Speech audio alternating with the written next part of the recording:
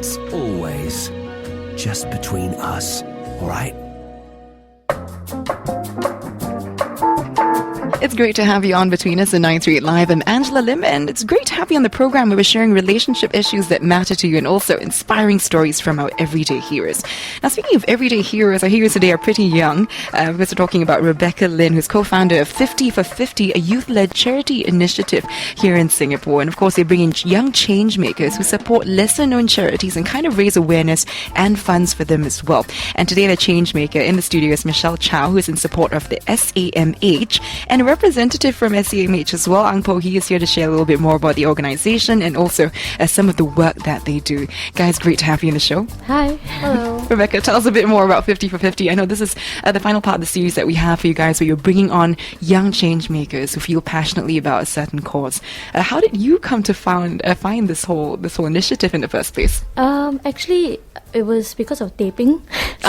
Really? Yeah. So a couple of us were actually having coffee and taping actually, and we're talking about how can we get ourselves involved. How do we get young people to come up with creative ideas to work towards a social cause, to contribute back to society. And then the idea sort of just became bigger and bigger and bigger. Mm-hmm. And because I knew about the Care and Share movement, I was like, oh, this is double matching. So why don't we add an additional layer of getting corporates and foundations to support, so you can really get sort of all the layers of society to get involved. And that's really how 50 for 50 started, over taping. Right. Yeah. That sounds it's great that young people, I guess it comes from you guys who are also very young as well. I guess it kind of dispels the notion that people in society who are really young don't really care about what happens, right? So we're also going to talk a bit more about the funding that's going on, because you mentioned that corporate sponsors will also match the policy under the Care and Share movement, which means that any amount that Michelle here collects today from fundraisers, she'll actually get it multiplied by 4. That's really quite a big opportunity. Yeah. Was it difficult getting change makers to come forward? We started off with friends, families, and family members, and just more friends of friends. And actually, it wasn't as difficult as I thought it would be, because we asked some friends, I kind of want to do something, and they decided to step up to the challenge, because we're not asking them to, sort of do something that is too difficult. In a sense, we say, why don't we just try? Mm-hmm. It's really not so much about, how much can we raise, but really how much awareness can we raise. So that really was the focus. So for a lot of them, I think they were quite comforted by the fact that, it's not going to be a very number-centric kind of... very stressful. Exactly, not very stressful. Let's check with Michelle right now. Do you feel the stress? Tell us a bit about how you got involved, Michelle, and who approached you, and at the start, were you a bit apprehensive, or were you really excited? I was really excited, actually. So it's Rebecca and her team. There's this other lady called Charmaine. She told me about this whole initiative, and I thought it was a great opportunity, because it gets quadrupled, and even if I make a small difference, I felt like it's gonna create a substantial impact. So when she first talked about it, I was like, oh, this is perfect, because for me, I've always wanted to do a charity initiative, but I thought I'll just do it later when I earn more money. Yeah, we all did something to some extent. But when they told me about this scheme, then I felt like, okay, so even if I just raise a few thousand, it gets so much more. So why not? And I had a cause that I was very passionate about, which is for mental health. Let's talk a bit about that, of course, because as Rebecca was saying, a lot of these charities are not as publicized, so they don't get a lot of awareness with regard to what they do. So in particular for you, why did you choose SAMH? It's something that's quite close to heart. So I have a family member who is suffering from a mental illness. So all these years growing up, I felt that, if I had better education and knowledge about this situation, I could have done more or something better. So I felt very passionate about early detection, and I felt like, if more people can just talk about it and people don't have this stigma, then, like a child like me before could have stepped up and talk about it and not feel ashamed about it, So I felt like, this is perfect timing, and I was actually narrowing down on all the associations who are related to mental health, and SAMH was definitely someone that I wanted to, In particular, I guess, you can talk not only as a young change maker, but also as someone who is a caregiver or who's watched actually someone suffer with some kind of mental illness. In this case, your relative had schizophrenia. Is that right? Yes. What was the challenge for you as a young person growing up and having to take care of a relative like that? This topic can go on forever. Where do you begin? Actually, yeah, where do I begin, right? Because I think the condition of schizophrenia is so under-publicized that people, like, there's actually a lot of symptoms. And when I was young, I was, like, clueless lah. So, I mean, growing up, as a typical Asian like family unit, people would just sweep things under the carpet, right? So things like, when you see them hearing voices or saying things like, I see this, but you don't see it.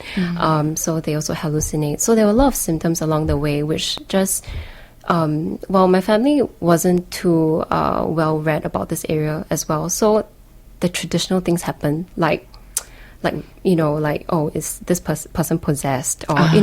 religious things. So because people are not educated, so they would like think different, like whatever reason they can think of. So I think just on that, based on that, you can really see that education plays such a huge role, and being able to talk about it. Actually, there were friends who know about it, but because my family didn't talk about it, they couldn't help us. Nobody really knew.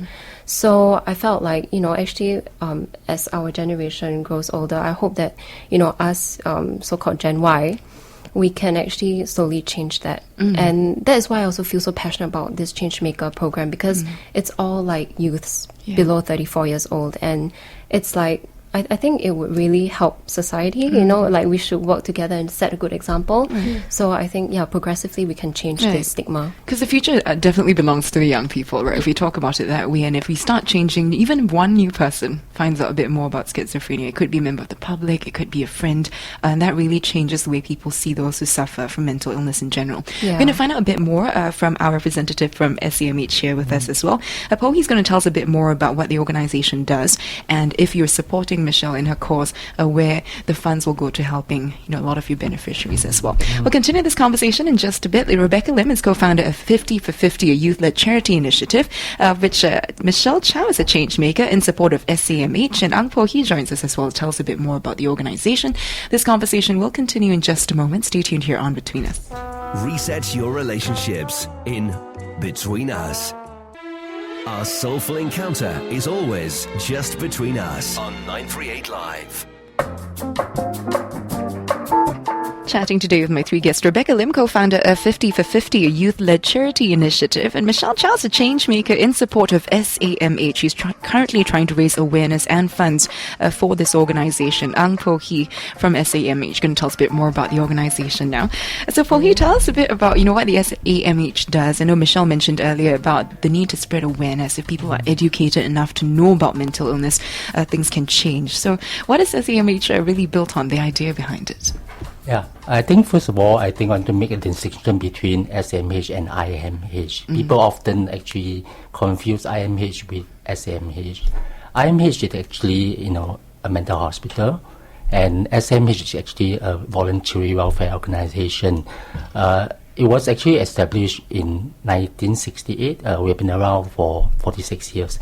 Okay, and we are providing community-based mental health programs and services for people with mental illness. Okay. It sounds a lot like it's kind of on the ground level. You're kind of reaching out to people to sort of, people who feel a little bit, intimidated by the stigma associated with IMH can come to SAMH. Right. Tell us a bit about some of the centers and how you reach out to them. Okay, we altogether SMH has got 9 centers or 9 programs, and the populations that we serve range from children, young persons, all the way to elderly. And the services that we provide, including counseling, psychosocial rehab, all the way to residential services. Yeah. So that's quite a range that we're looking at here as well. I mean, you can talk about, I guess, in Michelle's case where she had a relative who was suffering from schizophrenia. Could you give us an example of the kind of help that someone like that might be able to get? Let's say the whole family doesn't know very much about the condition. How can these centers actually provide aid? First of all, if any one of the family members actually suspects that they have their loved one, might have some form of mental health issues, the first thing they can call is actually the first thing they can do is actually call a toll-free helpline of SMH, Okay, I think, I will give number or... Yeah. I can drop it for you yeah. as well because Pohi's actually just passed this to me off air. 1-800-283-7019 if you know anyone who might need some help as well. That's the number to call, 1-800-283-7019. Correct. Yeah, and the counselors will meet up with the family or the person, who has got that difficulty, may be able to assess, whether or not, the person will need further assessment. If further assessment is needed, then, we probably have to engage psychologists or psychiatrists, to make the assessment. Yeah. I guess in the first place, having someone who would listen or who wouldn't judge, I think as a first starting point for someone who either is struggling with mental illness or has a loved one will be very helpful. We're going to talk a bit more about the processes that go on within the center. Also maybe share some cases that, who at the start might have a lot of challenges but eventually manage to find some help. Yeah, I'll talk about well. this person, this young person, who was... Yeah, we're gonna hear more about that as well, and hopefully you'll be able to share as well, Michelle, how you've been going about raising the funds as well. All that coming up in just a bit. Chatting with my guest today, you've just heard from Ang Po-hee from SAMH. Michelle Chow is the change maker as part of 50 for 50 in support of SAMH, and of course Rebecca Lim is the co-founder for that youth-led charity initiative. All that coming up in just a bit. Man is a knot into which relationships are tied, but nothing comes between us. On 938 Live. Our soulful encounter is always just between us. On 938 Live. Thanks for staying tuned to Between Us and 938 Live. Today we're talking all about the SAMH and also part of the 50 for 50 initiative. It's a youth-led charity initiative. We're chatting with Rebecca Lin, who's the co-founder of this initiative, and also Michelle Chow is the change maker, one of the 50 youth change makers, and she's in support of the SAMH. Of course, you've heard from Po-hee earlier, and Po-hee's from SAMH as well, sharing a bit more about the organization and what it does. Now, Po-hee, earlier you were going to share a little bit about one of the cases that you guys have worked with, how you've managed to improve the situation. Could you share that with us? Yeah, I'll share about this young person. He has his onset of schizophrenia when he was actually in his 17. He was 17 when he was diagnosed, with the schizophrenia. So when he first started to come to our center, the youth center, he was still not very stable. He was still symptomatic. So family and the child actually went through quite a bit of struggle. So what the youth center, a caseworker did was to really support the family to continue with their treatment at the hospital, and of course, with compliance with medication and the treatment and the follow-up, the conditions became more stable, and the child then could be engaged, to take part in all the various activities as well as training at the center. Right. So he has been with the center actually for the past 3 years. So to cut the story short, with his active participation in day activities as well as all the various trainings that he's gone through, today I think we look at him, we find that he's a more confident. Also, he has an enhanced self-esteem. We used to say that when he walked, he doesn't really raise his head. Today actually he can actually raise his head and look at you and walk, with that posture, right. More confidence posture. Yeah, so I think that's the kind of work and success that we see, in our. Actually, I think that's the great thing about SAMH, which is it's like after you have your treatment at IMH, the aftermath is actually very important. Like when you exit from IMH, the kind of counsel that you get after is equally important, and that's how SAMH comes to play. And I think that's when people start to relapse, and that is where it's the most vulnerable period. Also, as much as the early detection is important, the follow-up is also very important. That's why I think SAMH is a great facility. Like after doing this initiative, I also realized actually they have a lot of services, and they have youth outreach, and there's just so much that they can do. Yeah. Again, it's something else that most people, like myself included, will not know, that after the follow-up action is actually really important as well. And also the hope for recovery. A lot of times we might feel that, once you had a mental illness and it's really hard to recover, it's very unlikely. But when you put it out there, and you guys have a lot of outreach efforts as well, that it's very much treatable, and you really have as in your case mentioned, Pohi, it's much improvement from before. Now, Michelle, let's talk a bit about the family members getting support as well, just because you've been in that situation.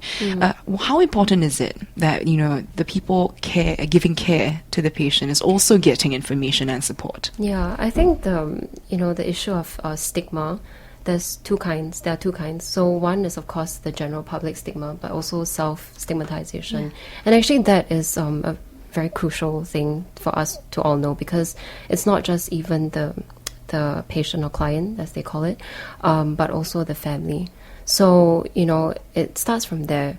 And I think, if we have family members who are more educated, being unafraid, it actually sets a better environment for the patient to actually come out. Because sometimes, they already feel very alone, that nobody understands what they're going through.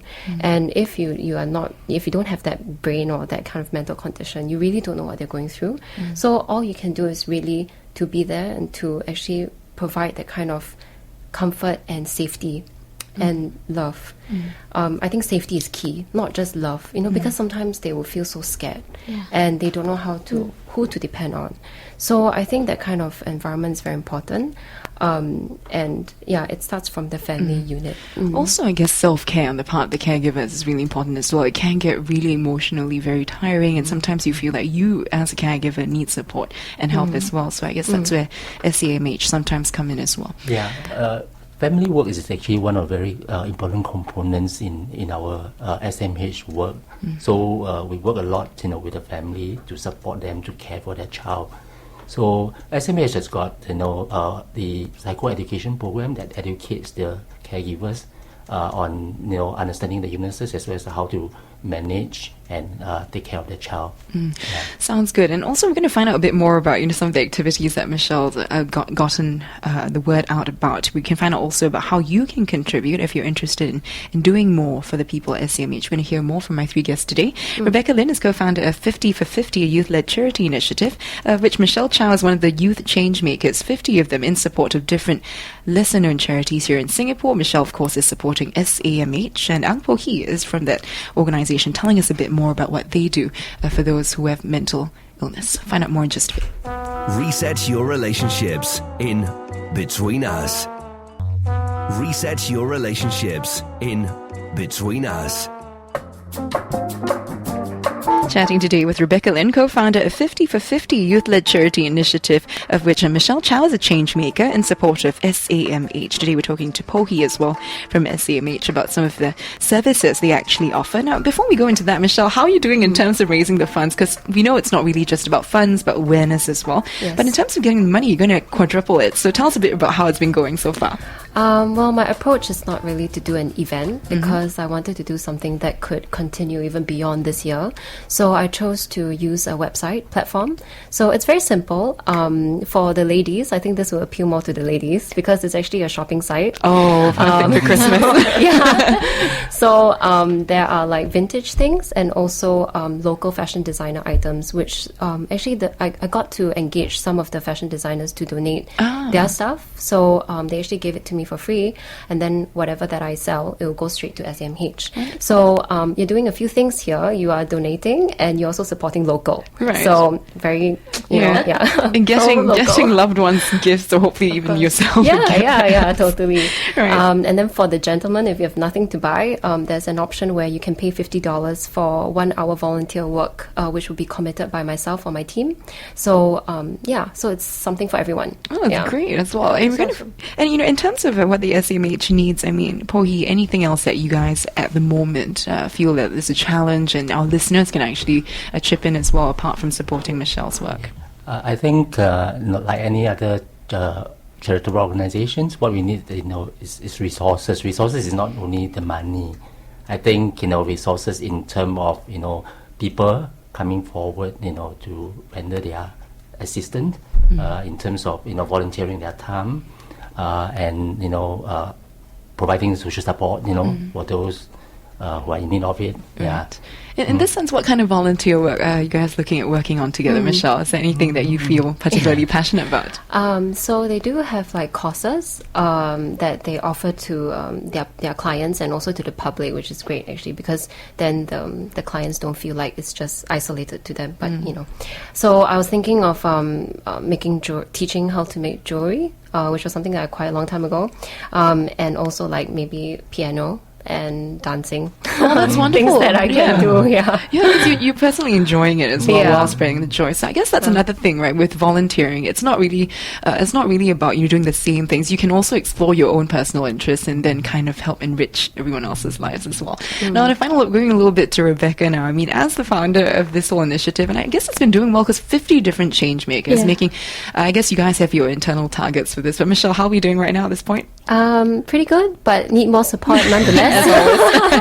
So, from someone who's initiated this along with, your friends Sure. over taping, what would you say to young people now who are kind of, feeling unsure and say, kind of like Michelle to start, maybe I'll wait until I've stabilized in my career before I start doing community work. What do you guys say? I know it's going to sound really cheesy, but it's really like you can do it. And I think you don't have to be rich, old, or very experienced to do charity. I think you can be exactly where you are and still make a difference. You can look internally, look at within your company, amongst your friends, and just do anything small. I think nothing is too small actually. So I think everyone should just step up. Just give it a shot. No one's gonna measure you or judge you. And I think it's really great. It's been really inspiring for me to just see these young people really sort of come together and creatively, give back. So, yeah. And also in sharing your story doing this, and with this whole 50 for 50 and the traction it's getting, I think it's inspired a lot of young people as well to start their own. Who knows, each of these 50 change makers are not going to do their own new projects as well. So look out for Michelle in just a bit. So thanks so much, guys, for coming in. If you want to find out a little bit more about, I guess, and support Michelle's work as well, it's at www.im-here.sg, www.im-here.sg to find out a bit more, do some shopping, if you will. Christmas is coming up. Also, to find out more about the other change makers and the other causes you can support as well. Remember, all these causes are lesser known charities in Singapore, so you'll be making quite a big difference. www.50for50.sg, www.50for50.sg. They're on Instagram and Facebook as well at 50for50sg. So if you want to find out more, follow them on those social media channels. Thanks so much, guys, for coming in today. Really appreciate all Thank you you do. for having us. This has been Between Us at 938 Live. I'm Angela Lim. Thanks so much for tuning in. Man is a knot into which relationships are tied, but nothing comes between us. On 938 Live.